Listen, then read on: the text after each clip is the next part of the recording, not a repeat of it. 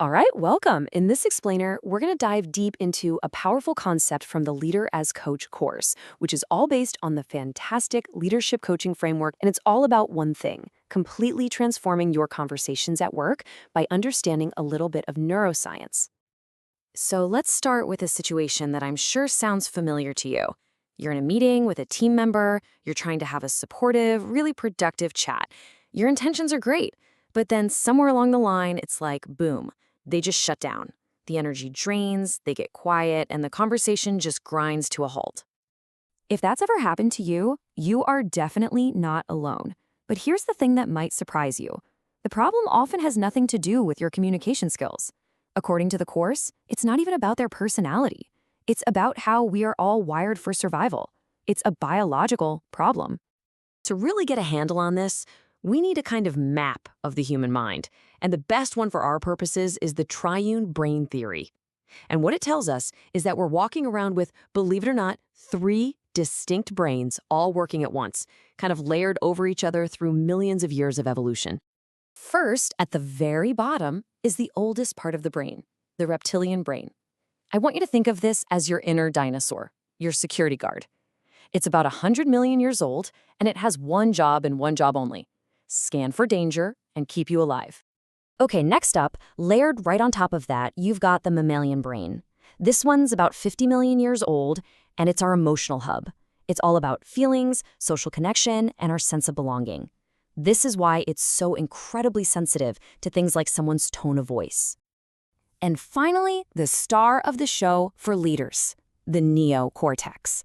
It's the newest part of the brain, just a couple million years old. This is our human brain. It's where all the magic happens: logic, strategy, innovation, creativity.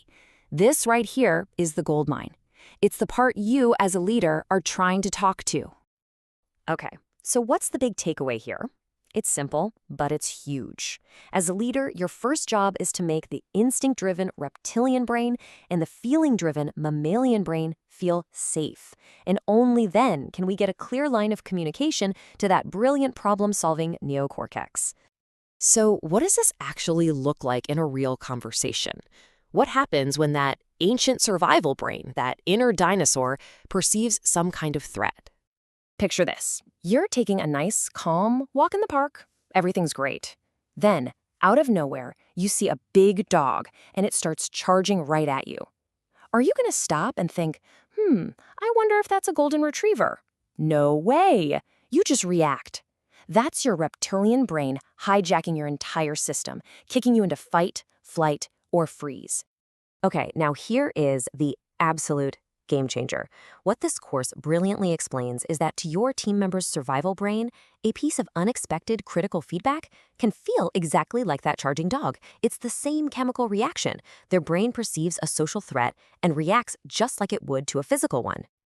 So if we know the problem is a threat response that slams the door on our logical brain, what do we do about it?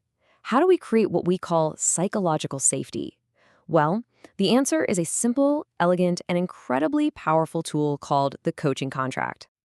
Now, don't let the word contract scare you off. We're not talking about a 20-page legal document here. Not at all.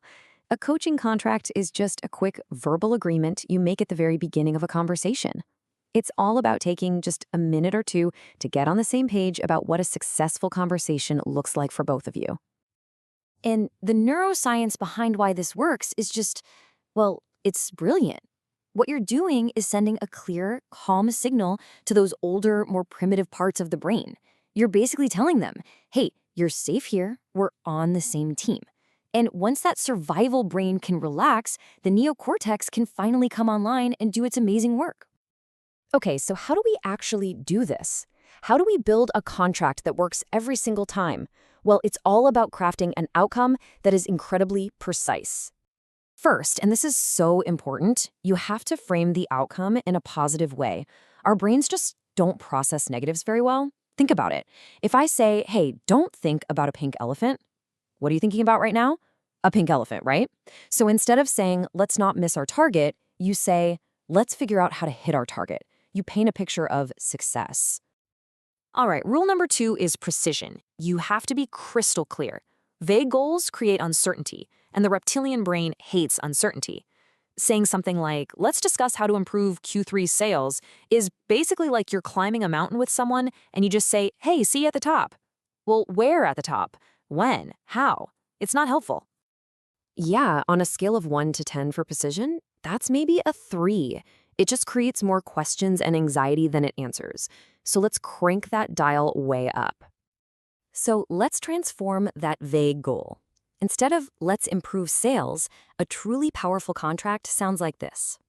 Okay, for the next 15 minutes, our only goal is to identify one single action we can take this week to follow up with our existing clients. See the difference? It's specific, it's time-bound, it's totally clear. Boom, that's a 10 out of 10.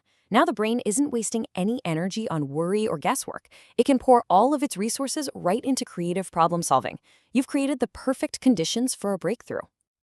All right, let's pull all these threads together now. When you understand the basic layout of the brain, and you have this simple tool, you can make a fundamental shift in how you lead.